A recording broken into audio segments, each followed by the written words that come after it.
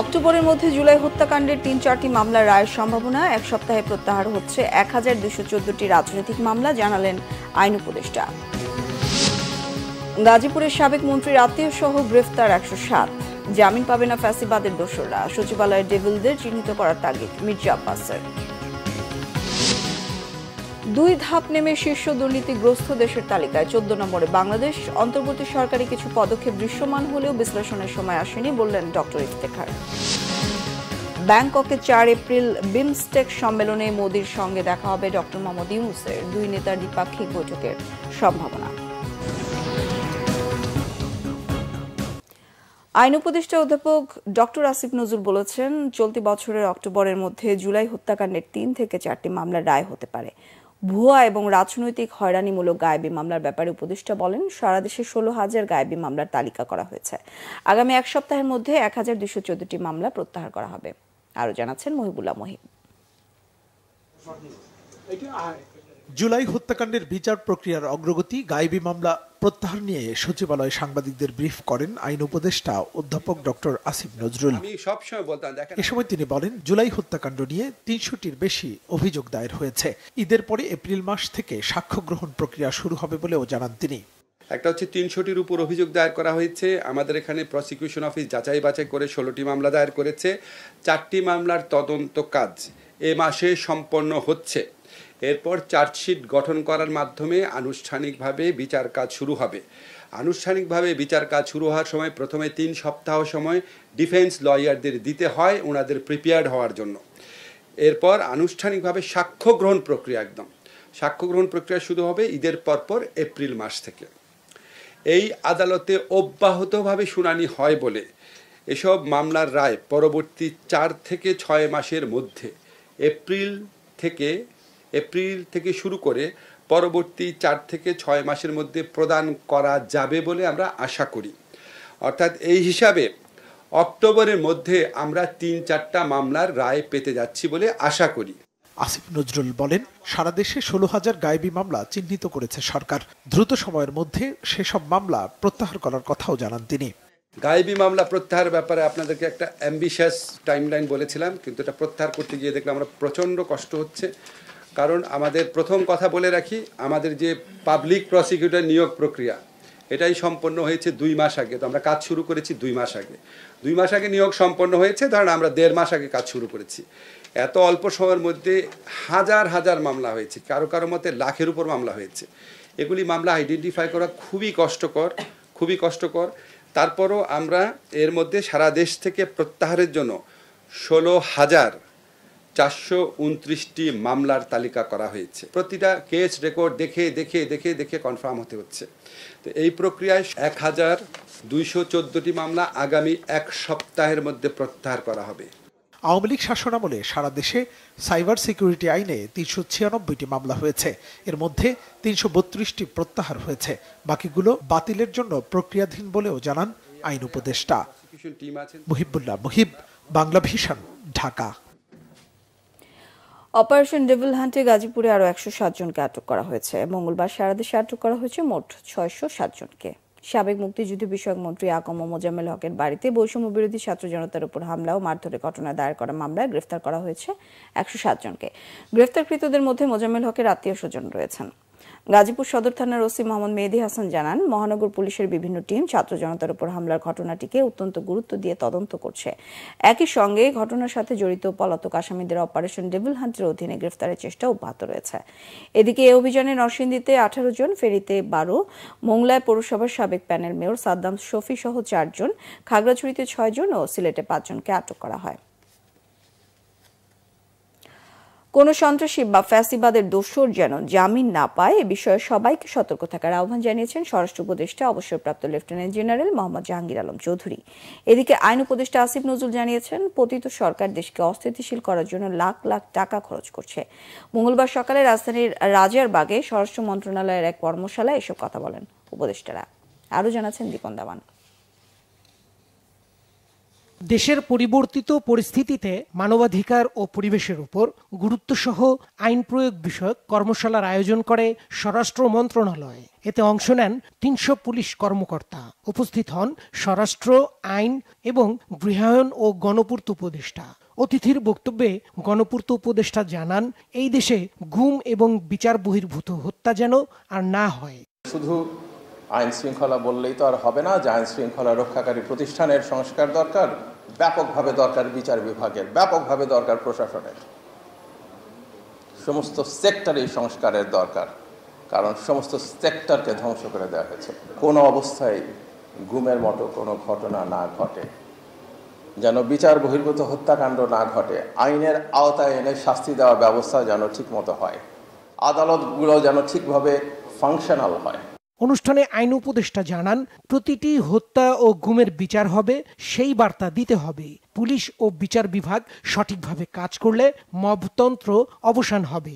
পতিত ফ্যাসিস্ট যে স্বৈরাচার আছে, তাদের যে বিভিন্ন বাহিনী বাংলাদেশের বিভিন্ন জায়গায় লুকিয়ে রয়েছে, তাদের যে লক্ষ কোটি টাকা দেশকে অস্থিতিশীল করার জন্য দেশে এবং বিদেশে নিয়োজিত রয়েছে, তাদের যে রক্তপিপাসু নেত্রী, তার কণ্ঠ যে এখনও সারাক্ষণ আমাদেরকে তাড়িয়ে বেড়াচ্ছে এবং আমাদের বিভিন্ন হোস্টাইল আন্তর্জাতিক মহল রয়েছে, এরকম একটা পরিস্থিতিতে আমরা কাজ করছি।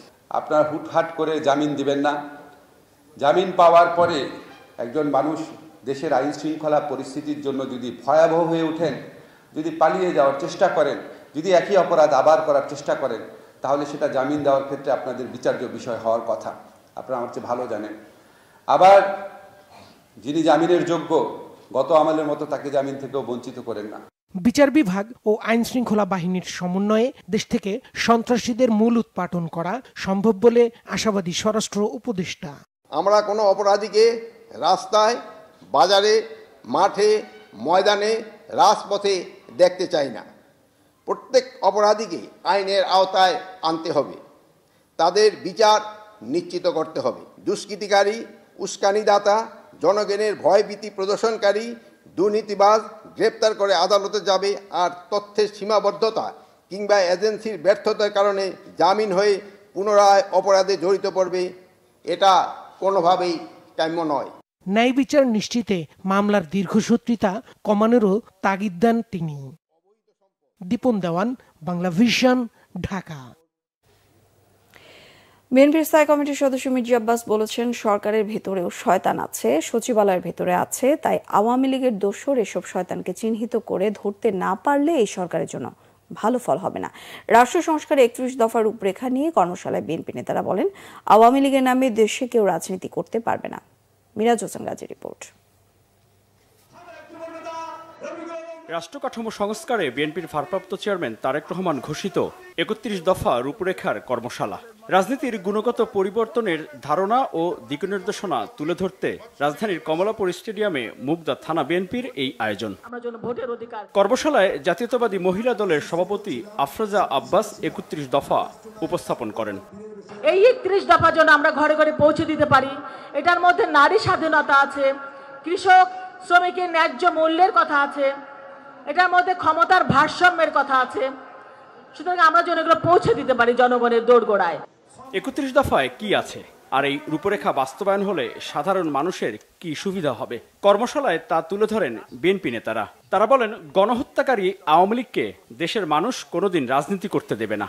আইনের শাসন যদি প্রতিষ্ঠা করতে হয় বাংলাদেশে, তাহলে যাদেরকে আমরা ফ্যাসিবাদী বলছি, যেই দল ফ্যাসিবাদ কায়েম করেছে, তাদের বাংলাদেশের গণতান্ত্রিক রাজনীতি কাঠামোতে রাজনীতি করার অধিকার রয়েছে কিনা সেই প্রশ্ন আমাদেরকে অবশ্যই তুলতে হবে।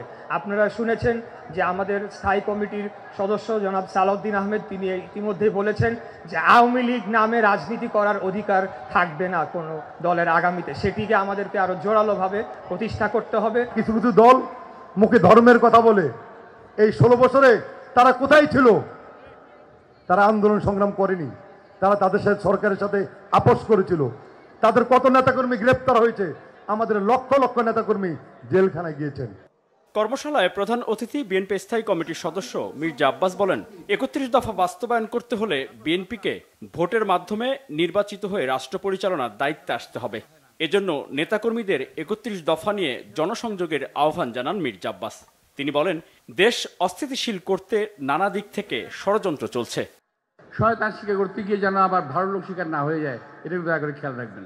শয়তান শিকার করার জন্য বনে জঙ্গলে ঘোরা দরকার কি ভাই?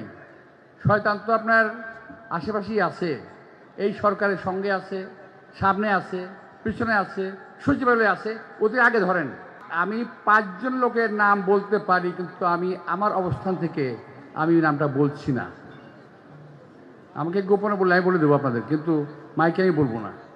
এই 5 জন লোকের মধ্যে 4 জন সচিবালয়ের ভিতরে অবস্থান করছে, 1 জন সচিবালয়ের বাইরে অবস্থান করছে। বিএনপি নির্বাচন চাইলে অনেকে সমালোচনা করেন, তাই নির্বাচন আসলে এই সমালোচকদের ভূমিকা কি হয় দেশবাসী তা দেখার অপেক্ষায় আছেন বলে মন্তব্য করেন বিএনপি স্থায়ী কমিটির সদস্য মির্জা আব্বাস। আমরা আন্দোলন করেছি গণতন্ত্রের জন্য। মিরাজ হোসেন গাজী, বাংলা ভিশন, ঢাকা।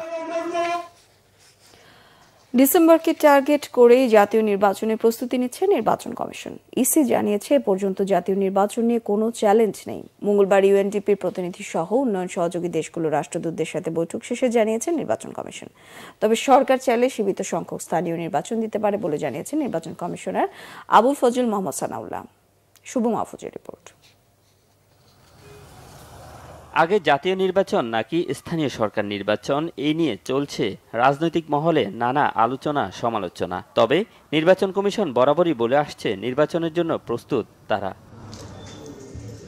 ত্রয়োদশ জাতীয় নির্বাচন সামনে রেখে ইউএনডিপি সহ 18টি উন্নয়ন সহযোগী দেশের প্রতিনিধিদের সঙ্গে বৈঠক করে নির্বাচন কমিশন। মঙ্গলবার রাজধানীর আগারগাঁওয়ে নির্বাচন ভবনে বৈঠকে প্রধান নির্বাচন কমিশনার AMM নাসির উদ্দিনের নেতৃত্বাধীন কমিশন তাদের প্রস্তুতির অগ্রগতি তুলে ধরেন। প্রায় 2 ঘন্টার বৈঠক শেষে গণমাধ্যমের সাথে কথা বলেন উভয় পক্ষের প্রতিনিধিরা। নির্বাচন কমিশনার আবুল ফজল মোহাম্মদ সানাউল্লাহ জানান, জুনের মধ্যে চূড়ান্ত হবে ভোটার তালিকা হালনাগাদের কাজ।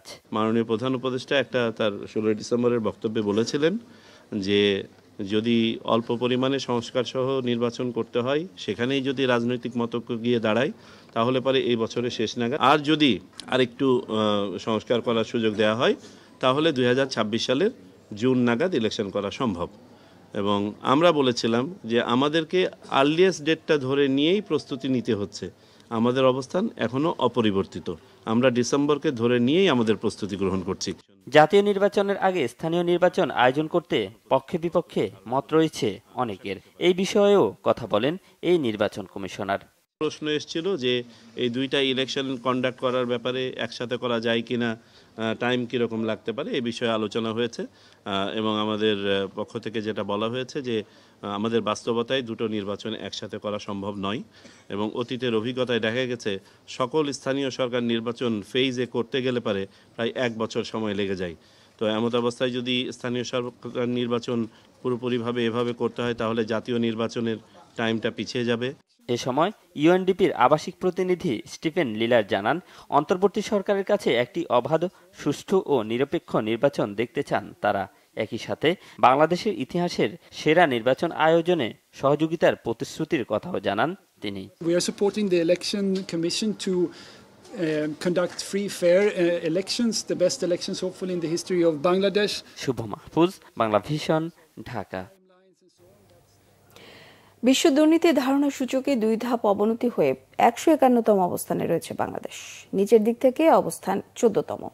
বাংলাদেশের দুর্নীতির সূচক স্কোর মাত্র 23। আওয়ামী লীগের কর্তৃত্ববাদী শাসনের কারণে এমন অবনতি বলে মনে করে ট্রান্সপারেন্সি ইন্টারন্যাশনাল বাংলাদেশ TIB। সংস্থাটির নির্বাহী পরিচালক ডক্টর ইফতেখারুজ্জামান বলেছেন, অন্তর্বর্তী সরকারের সময় কিছু পদক্ষেপ দৃশ্যমান হলেও সেটি বিশ্লেষণের সময় এখন আসেনি। আরো জানাচ্ছেন রিশান নাসরুল্লাহ। বিশ্বজুড়ে 2021 সালের নভেম্বর থেকে 2024 সালের সেপ্টেম্বর পর্যন্ত দুর্নীতির জরিপ পরিচালনা করে ট্রান্সপারেন্সি ইন্টারন্যাশনাল। মঙ্গলবারের জরিপের চিত্র তুলে ধরতে সংবাদ সম্মেলনের আয়োজন করে TIB। প্রতিবেদন বিশ্লেষণ করে TIBর নির্বাহী পরিচালক ডক্টর ইফতেখারুজ্জামান বলেন, সূচকে বাংলাদেশের অবস্থান নেতিবাচক। দুর্নীতি নিয়ন্ত্রণে বাংলাদেশের স্কোর মাত্র 23। দক্ষিণ এশিয়ায় বাংলাদেশের পরে আছে শুধু আফগানিস্তান। ভারত ও মালদ্বীপের অবস্থান 96 আর পাকিস্তান আছে 135 নম্বরে। বাংলাদেশের স্কোর হচ্ছে 100-র মধ্যে 23, যেটা গতবারের তুলনায় 2023-এর তুলনায় 1 পয়েন্ট কম। এবং এটা গতবারের তুলনায় 2 স্টেপ নিচে নেমে গেছি আমরা। আমাদের অবস্থান 151, 23 স্কোর করে, এবং নিচের দিক থেকে 14তম নিচের দিক থেকে। আওয়ামী লীগের স্বৈরতান্ত্রিক শাসন ও কাঠামোগত দুর্বলতায় দেশের দুর্নীতির সূচকে অবনতি হয়েছে বলে মন্তব্য করেন টিআইবির নির্বাহী পরিচালক। আমাদের যে পিরিয়ড, যে সময়ের ডেটা বা তথ্যের উপর নির্ভর করে এবারের সূচকটি, সেই সময়টা ছিল বাংলাদেশে কর্তৃত্ববাদ বিকাশের, যে কর্তৃত্ববাদের বিকাশের অন্যতম উপাদান ছিল চৌর্যবৃত্ত ভিত্তিক রাজত্ব যেটা ছিল, তার উপর ভিত্তি করে যে স্বৈরতান্ত্রিক ব্যবস্থা, তার একটা চূড়ান্ত রূপ ধারণ করেছিল যে মেয়াদটি, এটা অর্থাৎ নভেম্বর 2021 থেকে সেপ্টেম্বর 2024 এই মেয়াদটি। এবং এই মেয়াদের তথ্যের উপর ভিত্তি করে যেহেতু সূচক, সেই কারণে আমাদের পারফরমেন্স এত বেশি নেতিবাচক বা উদ্বেগজনক হয়েছে। আমাদের এই সময় যেটা আমরা দেখেছি, পাবলিক সেক্টর করাপশন অর্থাৎ সরকারি খাতে দুর্নীতি নিয়ন্ত্রণের কোনো কার্যকর, বিশেষ করে হাই লেভেল করাপশনের দুর্নীতি নিয়ন্ত্রণের কোনো কার্যকর পদক্ষেপ আমরা দেখতে পারি নেই। বিশেষ করে যেটা দেখা গেছে পাবলিক সেক্টরে, বিশেষ পাবলিক কন্ট্রাক্টিং ক্রয় খাত এবং প্রকল্প বাস্তবায়ন, এই ধরনের খাতগুলোতে অবারিত দুর্নীতি, জবাবদিহিনভাবে ক্ষমতার ব্যবহার আমরা সেটা দেখতে পেয়েছি, এবং সেটার প্রতিফলন এই সূচকে ঘটেছে। দেশের দুর্নীতি নিয়ন্ত্রণে অন্তর্বর্তী সরকারের পদক্ষেপ দৃশ্যমান কিনা এমন প্রশ্নের জবাব দেন ইফতেখারুজ্জামান। এখানে যে মেয়াদটা ছিল, মেয়াদটা হচ্ছে সেপ্টেম্বর 2024 পর্যন্ত। তখনই কিন্তু আমরা দেখেছি, আপনারা প্রতিবেদন করেছেন, সারা দেশে বিভিন্নভাবে দলবাজি, দখলবাজি, চাঁদাবাজি ইত্যাদি অব্যাহত ছিল বা কোনো কোনো ক্ষেত্রে ব্যাপকতা রয়েছে। সেটার প্রতিফলন ঘটে থাকতে পারে এটা। দ্বিতীয় যে বিষয়টা, সেটা হচ্ছে যে আপনার যেটা প্রতিষ্ঠানগুলো কার্যকর ভূমিকা পালন করতে পারছে কিনা, এই বিশ্লেষণটা এখনো টু আর্লি। তবে আমরা যেটা মনে করছি, দুই দল আগের তুলনায় সক্রিয় এবং বলবো যে চেষ্টা করছে যে তার দায়িত্বটা কার্যকরভাবে পালন করার জন্য। প্রকাশিত প্রতিবেদন অনুযায়ী বাংলাদেশ থেকে যেসব দেশে টাকা পাচার হয়েছে, সেসব দেশের সূচকের ইতিবাচক পরিবর্তন হয়েছে। স্কোরের দিক থেকে দুর্নীতি নিয়ন্ত্রণে সবার উপরে ডেনমার্ক। কোন দেশগুলোতে যাচ্ছে? রিশান নাসরুল্লাহ, বাংলাভিশন, ঢাকা। মানবিক সাহায্য সহ গুরুত্বপূর্ণ প্রকল্প এবং সরকারের সংস্কার কার্যক্রমের সাহায্য সহযোগিতা অব্যাহত রাখতে যুক্তরাষ্ট্রের প্রতি আহ্বান জানিয়েছেন প্রধান উপদেষ্টা ডক্টর মোহাম্মদ ইউনূস। মঙ্গলবার রাষ্ট্রীয় অতিথি ভবন যমুনায় যুক্তরাষ্ট্রের chargé d'affaires Tracey Jacobson প্রধান উপদেষ্টার সঙ্গে দেখা করতে গেলে তিনি এই কথা বলেন। এ সময় ইউএসএইডের সাহায্য বন্ধ হয়ে যাওয়া, রোহিঙ্গা সমস্যা, অভিবাসন ও দেশের আইন শৃঙ্খলা পরিস্থিতি নিয়ে আলাপ আলোচনা হয়। প্রধান উপদেষ্টা রাজনৈতিক দলগুলোর মধ্যে ঐক্যমত্য প্রতিষ্ঠায় তার সরকারের উদ্যোগের কথা উল্লেখ করেন। চলমান ডেভিল হ্যান্ড অপারেশন নিয়ে কথা বলেন এই মার্কিন কূটনীতিক। যৌথ বাহিনীর চলমান অভিযানে যে কোনো মূল্যে মানবাধিকার সংশ্লিষ্ট বিষয়গুলো মেনে চলার আশ্বাস দেন ডক্টর মোহাম্মদ ইউনূস। থাইল্যান্ডের রাজধানী ব্যাংককে আগামী 4 এপ্রিল আঞ্চলিক সংস্থা বিমস্টেকের শীর্ষ সম্মেলনে প্রধান উপদেষ্টা ডক্টর মোহাম্মদ ইউনূস যোগ দেবেন। বিষয়টি নিশ্চিত করেছেন সংস্থাটির মহাসচিব ইন্দ্রমণি পাণ্ডে। শীর্ষ বৈঠককালে প্রধান উপদেষ্টা ডক্টর মোহাম্মদ ইউনূস ও ভারতের প্রধানমন্ত্রী নরেন্দ্র মোদীর সাক্ষাৎ হবে বলেও জানান। কূটনৈতিক সূত্রগুলো তাদের মধ্যে দ্বিপক্ষীয় বৈঠক হওয়ার কথা বললেও তা নিশ্চিত করেননি বিমস্টেকের মহাসচিব। ইমরুল কায়েসের রিপোর্ট। ছাত্র জনতার গণ অভ্যুত্থানে পতনের পর গেল বছর 5 আগস্ট পালিয়ে ভারতে আশ্রয় নেন সাবেক স্বৈরাচারী প্রধানমন্ত্রী শেখ হাসিনা। সেখানে থেকেই তিনি বিভিন্ন সময় বক্তৃতা বিবৃতি দিয়েছেন। তার বক্তব্যের জেরে ঢাকা ও দিল্লির পাল্টাপাল্টি রাষ্ট্রদূত তলবে পরিস্থিতির অবনতি ঘটে। দুদেশের সম্পর্কের এমন টানাপোড়েন দূর করতে বাংলাদেশ ও ভারতের সরকার প্রধানের সরাসরি বৈঠক কার্যকরী উপায় হতে পারে বলে মনে করছেন বিশ্লেষকরা। আগামী 4 এপ্রিলে ব্যাংককে বিমস্টেক সম্মেলনে 2 শীর্ষ নেতার দেখা হবে বলে ইঙ্গিত দিয়েছেন সংস্থাটির মহাসচিব ইন্দ্রমণি পাণ্ডে। কূটনৈতিক সাংবাদিকদের সংগঠন ডিক্যাপ সদস্যদের সাথে মতবিনিময়ে তিনি জানান, সংস্থাটির সদস্য দেশগুলোর সরকার প্রধানরা বৈঠকে যোগ দেবেন।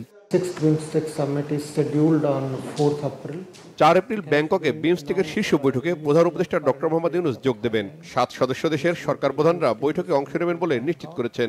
শীর্ষ নেতাদের একে অপরের মধ্যে দেখা হবে, তবে সাইডলাইনে দ্বিপক্ষীয় বৈঠক তারা নিজের আলোচনা করে ঠিক করবেন। এটা আমাদের বিষয় না। অন্তর্বর্তী সরকারের সঙ্গে বিমস্টেক সহযোগিতার ভিত্তিতে কাজ করছে বলে জানান তিনি। irrespective of the political changes in the member states. কোন দেশের অভ্যন্তরীণ রাজনৈতিক পরিবর্তন বিমস্টেকের বিষয় না, পরিবর্তনটা সেই দেশের মানুষের চয়েস। বাংলাদেশের অন্তর্বর্তী সরকারের সাথে বিমস্টেক কাজ করছে, বিমস্টেকের সফলতায় অন্তর্বর্তী সরকারও কাজ করছে। এক্ষেত্রে রাজনৈতিক পরিবর্তন কোনো প্রভাব ফেলবে না। For example, in New York on the sidelines. দেশগুলোর মধ্যে আঞ্চলিক সহযোগিতা বাড়ানো এবং এই অঞ্চলের মানুষের উন্নয়নে সংস্থাটি কাজ করছে বলে জানান মহাসচিব। ইমরুল কায়েস, বাংলা ভিশন, ঢাকা। সাংবাদিক দম্পতি সাগররুনি হত্যায় বিগত সরকারের উচ্চ পর্যায়ের অনেকে জড়িত বলে জানিয়েছেন সুপ্রিম কোর্টের আইনজীবী শিশির মনির। তিনি বলেন, গত 13 বছর বিগত সরকারের পৃষ্ঠপোষকতায় এই মামলার কার্যক্রম বাধাগ্রস্ত হয়। এদিকে সাগররুনি হত্যাকাণ্ডের ঘটনায় আগামী 2 মার্চ চার্জশিট না দিলে কঠোর কর্মসূচির হুঁশিয়ারি দিয়েছে ঢাকা রিপোর্টার্স ইউনিটি। দুপুরে সংগঠনটির নেতারা এই ঘোষণা দেন। বিস্তারিত রয়েছে ফজলে রাব্বির প্রতিবেদনে। 2012 সালের 11 ফেব্রুয়ারি রাজধানীর পশ্চিম রাজাবাজারে নৃশংসভাবে খুন হন সাংবাদিক দম্পতি সাগর সরোয়ার ও মেহরুন রুনি। 1 যুগ পার হলেও এখনো তদন্ত শেষ হয়নি আলোচিত এই হত্যাকাণ্ডের। রাজনৈতিক পট পরিবর্তনের পর ধীরে ধীরে রহস্যের জট খুলছে আলোচিত এই হত্যাকাণ্ডের। বিগত আওয়ামী লীগ সরকারের ওপর মহলের চাপে মামলাটির তদন্ত কাজ বাধাগ্রস্ত হয়েছে বলে জানিয়েছে সুপ্রিম কোর্টের আইনজীবী শিশির মনির। খুব শীঘ্রই মামলাটির তদন্ত প্রতিবেদন জমা দেওয়া হবে বলেও জানান তিনি। সকালে সাংবাদিকদের মুখোমুখি হয়ে এসব কথা বলেন তিনি। এ সময় সাগর রুনির ছেলে মাহির সরোয়ার মেঘু উপস্থিত ছিলেন। এই ইনভেস্টিগেশন প্রসেসকে সঠিকভাবে আইনি পদ্ধতিতে চলতে দেওয়া হয়নি, ফলে দক্ষ জনশক্তি এবং ইচ্ছার অভাবের কারণে সময় মতো তার তদন্ত সম্পন্ন করা যায়নি। কারণ 13 বছরে অনেক সাক্ষ্য প্রমাণেই ডিসঅ্যাপিয়ার হয়ে গেছে, হারিয়ে গেছে। সব কিছুর পরেও এখন একটি আশার আলো দেখা যাচ্ছে। আমরা আশা করি স্বল্পতম সময়ের মধ্যে একটি গ্রহণযোগ্য এবং সত্যিকার অর্থেই বিচার পরিচালনা করার মতো উপযুক্ত তদন্ত রিপোর্ট আদালতের সামনে দাখিল করবেন।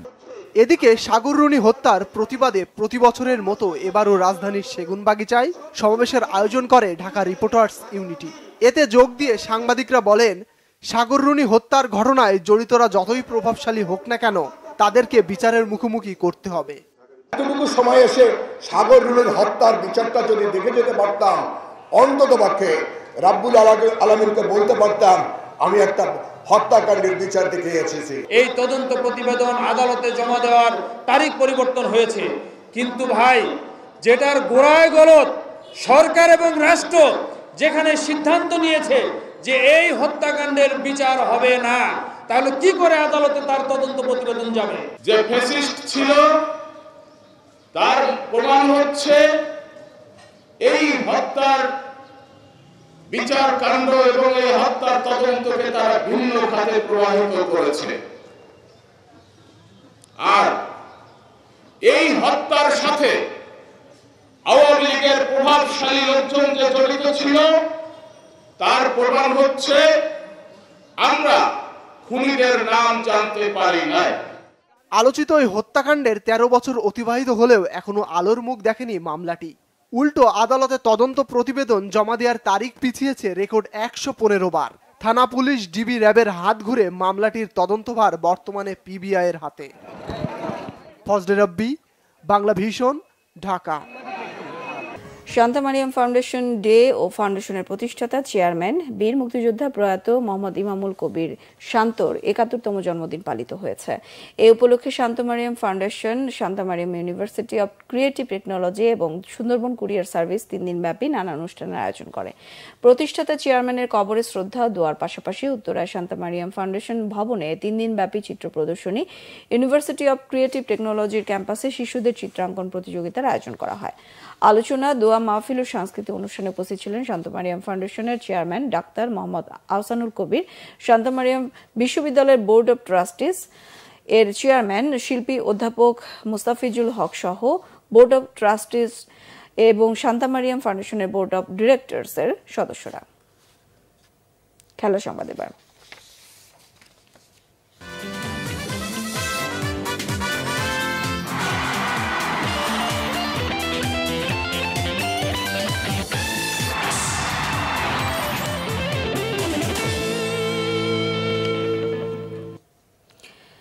বাংলাদেশ নারী দলের ক্রিকেটার সোহেলি আক্তারকে 5 বছরের জন্য নিষিদ্ধ করেছে আইসিসি। 2023 টি-20 বিশ্বকাপে ম্যাচ পাতানোর অভিযোগে তাকে সব ধরনের ক্রিকেট থেকে নিষিদ্ধের ঘোষণা দেয় ক্রিকেটের সর্বোচ্চ সংস্থা। 2023 সালে দক্ষিণ আফ্রিকায় মেয়েদের টি-20 বিশ্বকাপের ম্যাচে দুর্নীতির চেষ্টার অভিযোগ আনা হয়েছিল তার বিরুদ্ধে। আইসিসির অ্যান্টি করাপশন কোডের 5টি বিধি লঙ্ঘনের কথা স্বীকার করেছেন তিনি। আইসিসি জানিয়েছে 10 ফেব্রুয়ারি থেকে সোহেলির নিষেধাজ্ঞার শাস্তি শুরু হয়। 2023 বিশ্বকাপে অস্ট্রেলিয়ার ম্যাচের আগে বাংলাদেশ দলের কোনো এক ক্রিকেটারকে মুঠোফোনে ফিক্সিং এর বার্তা পাঠান সোহেলি। এজন্য ওই ক্রিকেটারকে বড় অঙ্কের টাকার প্রলোভন দেখান তিনি। সেই ক্রিকেটার তার প্রস্তাবে রাজি না হয়ে আইসিসির দুর্নীতি দমন বিভাগকে জানিয়ে দেয়। আকসুর তদন্তে ম্যাচ পাতানোর প্রস্তাব দেওয়ার কথা স্বীকার করেন সোহেলি। 2 বছর আগে টি-20 বিশ্বকাপে বাংলাদেশ দলে থাকা এক নারী ক্রিকেটারকে স্পট ফিক্সিং এর প্রস্তাব দেন দলের বাইরে থাকা সোহেলি। দুজনের কথোপকথনের অডিও প্রকাশ হলে হইচই পড়ে যায় দেশের ক্রিকেটে। সেই ক্রিকেটার প্রস্তাবে রাজি না হয়ে বিষয়টি বিসিবিকে জানান। সংবাদ শেষ করব ক্রাউন সিমের সংবাদ শিরোনামগুলো আর একবার জানিয়ে।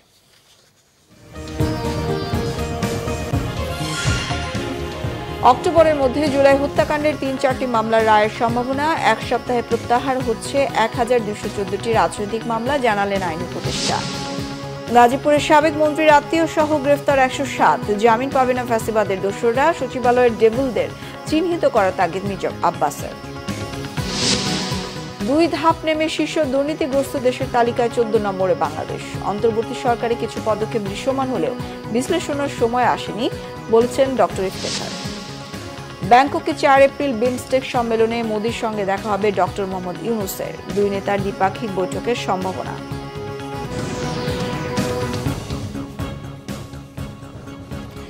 এই ছিল এখনকার মতো। পরের সংবাদ সকাল 10টায়, 9টায় থাকছে নিউজ টপ 10, দেখার আমন্ত্রণ রইল। এছাড়া বাংলাভিশন সংবাদ ও সংবাদ সংশ্লিষ্ট অনুষ্ঠান দেখতে ভিজিট করুন www.bbnews24.com ও facebook.com/banglavisionnews। সাবস্ক্রাইব করুন youtube.com/banglavisionnews। সঙ্গে থাকায় ধন্যবাদ সবাইকে।